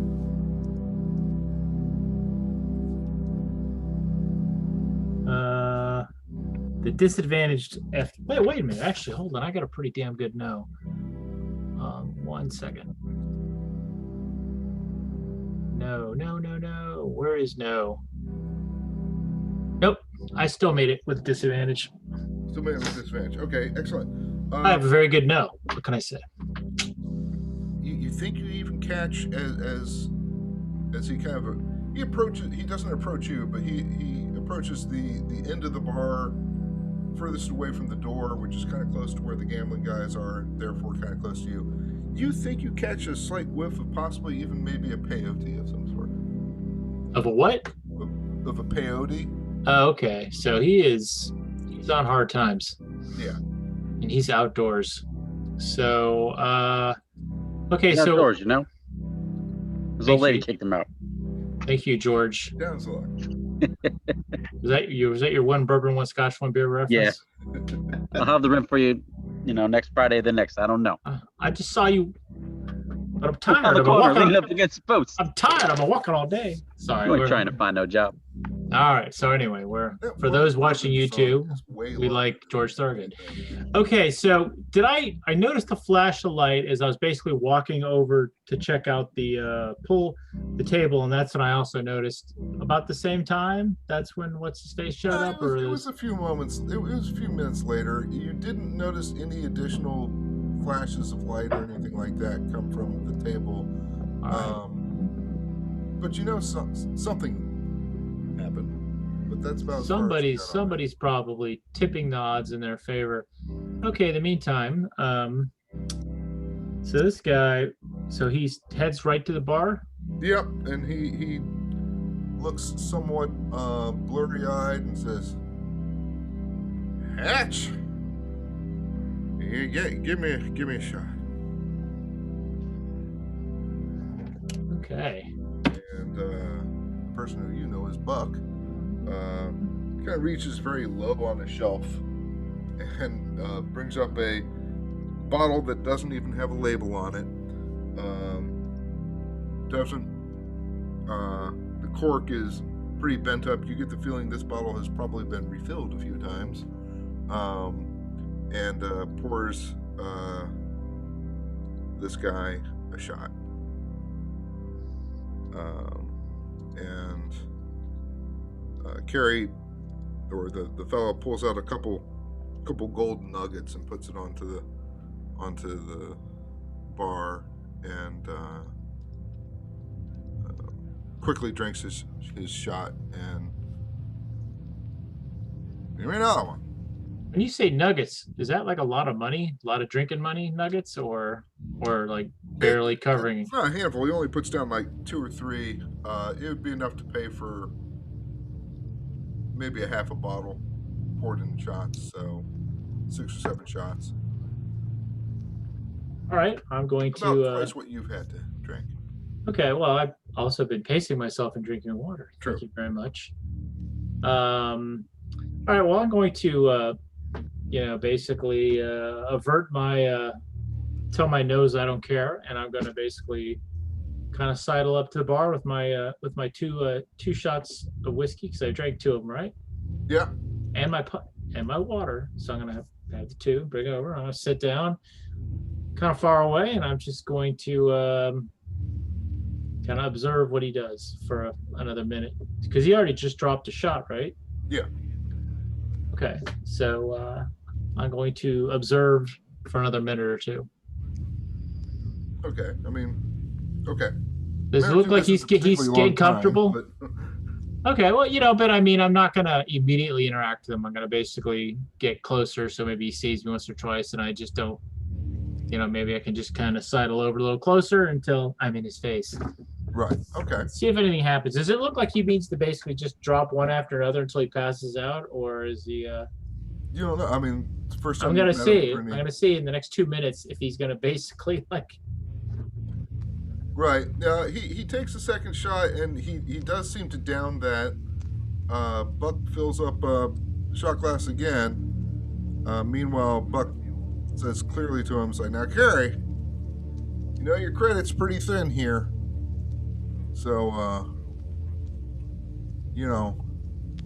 can't stand you anymore. Carrie goes, right. Yeah. The devil to you, too. I'm going to say, at this point, I'm going to kind of go over and say, hey, I've got an extra shot. This is some better stuff than you're drinking. Come over here to the table and talk to me, and it's all yours. Got a couple questions for you. And who exactly are you? My doctor gave you a chart now. My name's Walt Larrabee, and I'm a reporter, and I want to ask you a couple questions. No, I'm from Baltimore, Maryland, on the East Coast. Maryland. Palmer. Right, Palmer. Far, far away. Now, why do you have 2 shots with you? Because I bought 4, I drank 2, I aim to drink 1 more, and I have 1 more with your name written on it. Look at that, it's right there. Come on to this table here, answer some questions, and it's all yours. Fancy East Coast mathematics. Hey, I went to Princeton, thank you, and I graduated. Well, you're buying them. You're talking. Definitely drinking. And you're talking. All right, follow me. All right, he follows you over to. I can just see him as he takes a circuitous route to the table, and I said, "All right, your name is Travers, right?" Yeah. Corey Travers? No. No, it's not Corey. I'm sorry. What's your first name, Mr. Travers? I apologize. I'm a reporter. I'm going to take out a notebook and just... What's your first name? Walter. Walt. Walter. My friends call me Walt, but you can call me Mr. Larrabee. Because you're not my friend. All right, Mr. Larry. Larrabee from Baltimore. Mr. Larrabee. My first name is Carrie, which rhymes with Larry. Gary. My apologies. Let me just get that. All right. So I heard you're a pretty good gambler when you're in funds. When I'm doing pretty good, I'm a pretty good gambler. Yeah. Have you always come to this fine establishment, or have you ever been to the gym? Sure, I've been to the gym, and I've been to the Grand, and I've been to the gym, and here too. Yeah, let me ask you something. You my understanding is you're not exactly welcome at the gym anymore. No, I'm not. And is that your is that your fault, or did somebody make that happen? I mean, did somebody cross you or get you kicked out of there? Or I heard there was a bit of you had a dust up with another gambler, and Mr. Swearingen kicked both of you out.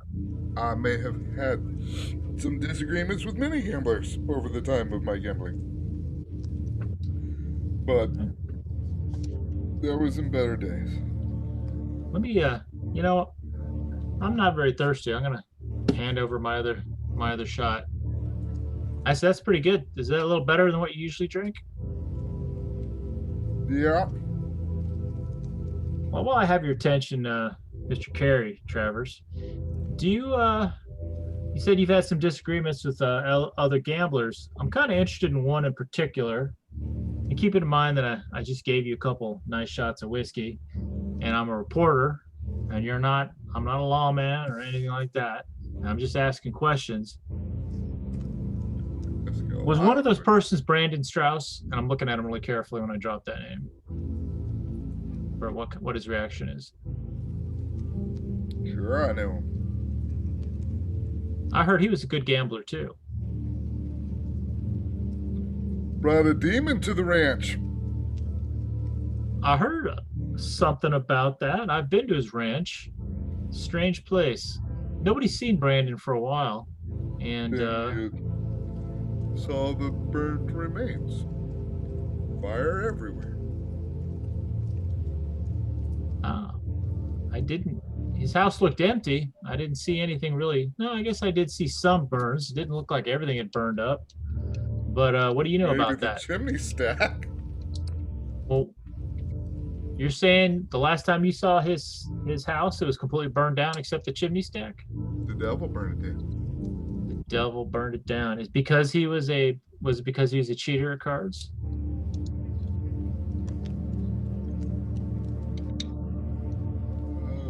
Or is he just a bad man? Payback. All right, I'm gonna. No good if you don't have bullets, though. And Right. he pulls out as drunk onto the table. All right. So he looks like he's completely out of it, right? Oh yeah, he's thinking of multiple drugs plus the alcohol. Okay, well, I guess I'll catch him later unless his liver fails on him for good. All right, with that, if he looks completely dead to the world, I'm going to go back to the card game. Dude, why don't you ask him about the demon? Because he passed out as soon as he's in an alcoholic coma. At least stupor. So if he looks completely, I'm not going to search him. I'm in public. So I've killed. You know what? Realistically, I've probably killed about an hour here. So I didn't see anything at the card table. So I'll probably head back to the doctor's office. Okay. I didn't really, not getting a lot out of this trip. So probably a little tipsy myself after drinking 2 shots. All right. You'd be surprised how much information you just got. But we'll leave it Oh, on the I table. heard. I was taking notes. So Christopher, I know this hasn't been the most exciting of evenings for you. You're riding a horse, pretty much. That was kind of the goal, trying to get us all back together. Yeah. So, Is there anything in particular that you want to bring up with old Graves, or just pretty much concentrate on the ride to make it as fast and expedient as possible? yeah, trying to just get back as expedient as possible. There was some stuff that happened on the way back in that I don't necessarily fully trust him at this point. Okay. You are heading, I will not say straight to Uh, Providence Mine. You're taking the long way to avoid hidden Hidden box cabin, yeah. Right. But otherwise, you're not stopping off at Wart. You're not stopping off at Coldwater, nothing like that. You're pretty much... Actually, I looked through my notes. I was incorrect. I mixed the section. I would like to have conversation. Well, Bill, you mentioned when we were at the mine, you said you saw signs of the sons of Abraham. I'm not familiar with who they are. What can you tell me about them? You said you found signs at the Providence mine? Well, this guy's the pepper trim guy. The other one's meant to be more crazy coot. Yeah. Yeah, there's signs that the sons of Abram been at the Providence as well. So let me tell you something. When we went in, one of the things we found at the mine that we blew in the back was an obelisk. Some Latin, I'm assuming, that I couldn't quite read. It's about 10 feet tall, had a small triangle at the bottom.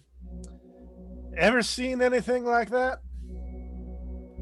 What exactly is an obelisk? Pillar, kind of square, pyramid top. Yeah, I've seen one of them. Deep down in the Providence mine. Now, in your knowledge of the sons of Abraham, is that something associated with them, or do you even have an idea of what that could be?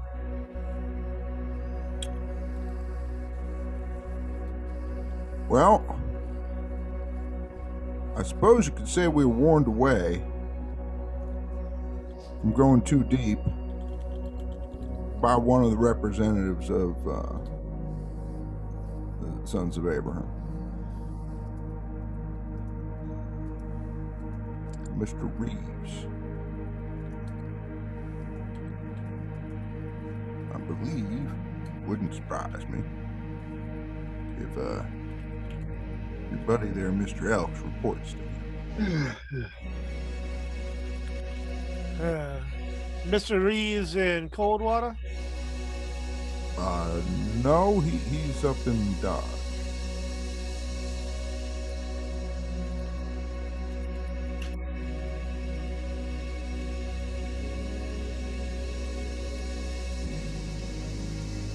You were just warned not to go any further? Well, we found this peculiar pillar-looking thing. Lit up crazy like with light of the ghost rock. Seemed to shoot out real tight focused beams of light, like a real cloudy day where there's just a teeny break in the clouds and the sun beams through. But it was blue. Come to think of it now. Was the ghost rock on the obelisk, in the obelisk, or just in the presence of the obelisk? No, it was inside. Gray put it there. Or Matt put it there. Now, Matt seems a little more wrapped up. Seems to think that there's a calling of some sort.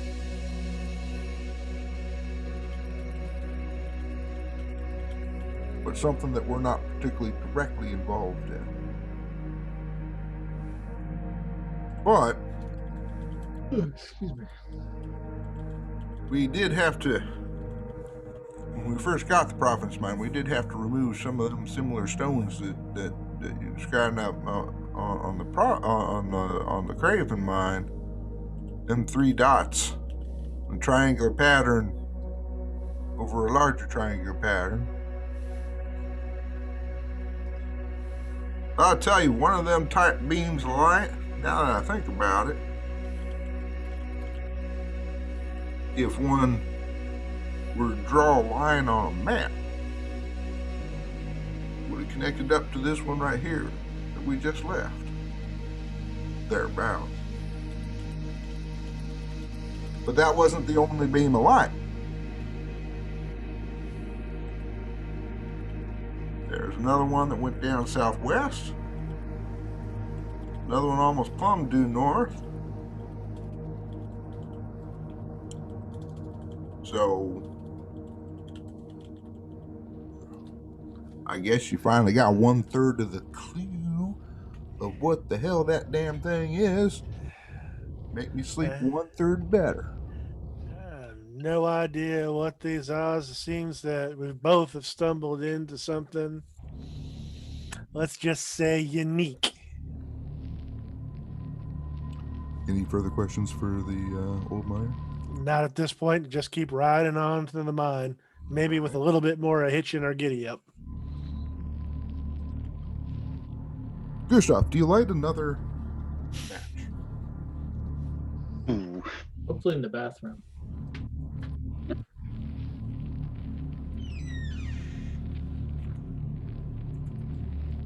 You've had some time to think about it.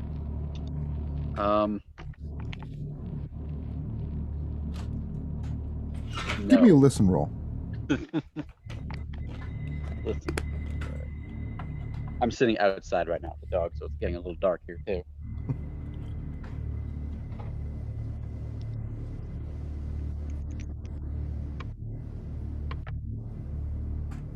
Ooh.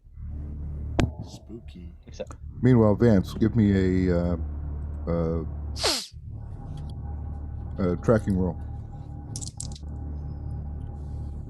Oh, 17. Not a problem.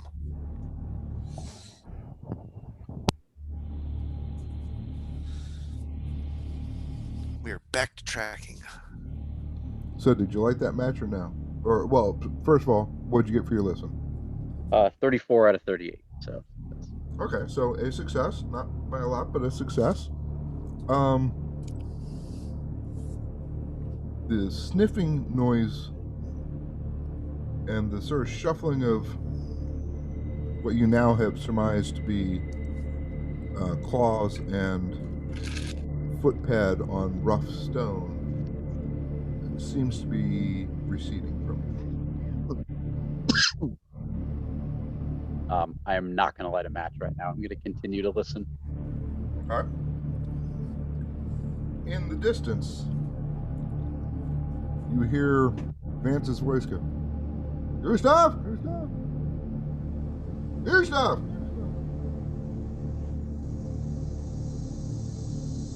I'm going to slowly move in that direction. I'm not going to yell back just yet because I don't know if those things are still nearby. Okay. Vance, you picked up his trail again. You had to go down a couple different little pathways, but you finally picked it up. Interesting enough, you do notice that he did do a double back. And your companion was like, well, down there, that's a fairly full done section there. Nice and easy workings. And then suddenly you kind of come back the other way, kind of go in a different direction. You're like, oh, yeah. He went the difficult way. We probably best pick up speed. Alrighty. And at this point, he almost seems to kind of take the lead. Easy enough. You surmise that there's probably not a lot of split-offs at this point. It's his mind. He can take the lead. Right. He pauses once at a split-off and says, all right, do your thing, Bob, down here. I'll roll with advantage. Bloody hell. Okay, good.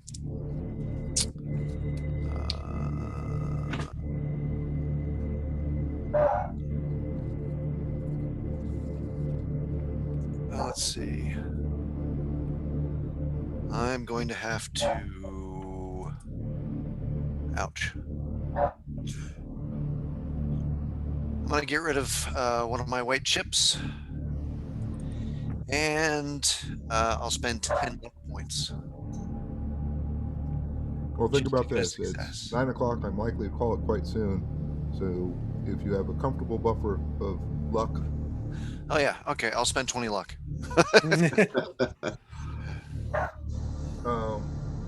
And You just got lucky enough to get into combat. Crap. right. You pick up the trail easily enough. Gustav, at this point, you see a very faint light down the passage that you're at this point fairly sure that you descended from, or if you like, away from the cavern section. I'm sorry, I couldn't hear you. You got really quiet. You said a faint light. Yeah, you see a faint light down the direction of which you're quite confident that you descended down from. So, in other words, not from the direction of the cavern, But from the direction of where the ladder, where the mechanical ladder is. Yeah. Okay. I'm going to continue to move in that direction. Okay, just give me a luck roll.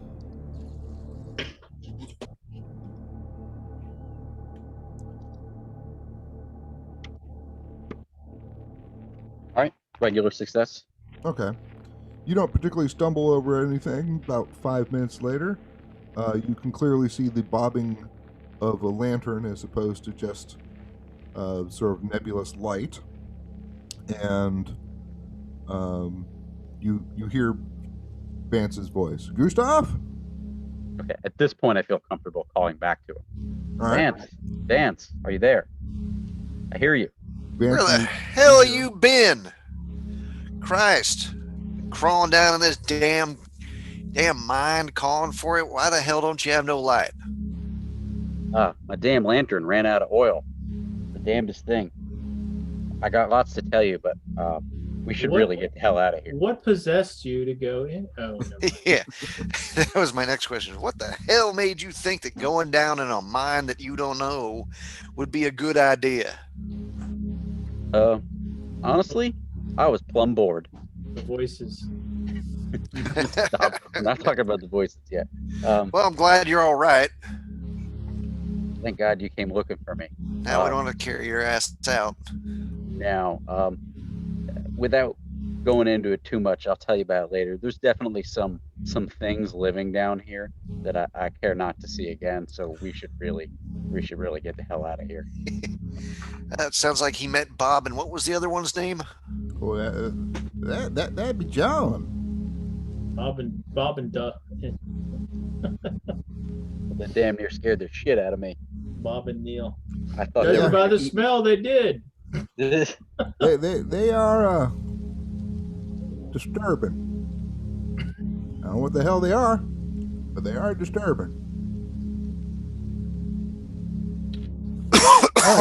And I think that's probably where we're going to leave it tonight, because I was up at 6 o'clock this morning and I've been doing meetings since 7 a.m. All I've done now for the last 14 hours have been on camera or in Zoom or Zoom-like meetings 14 hours.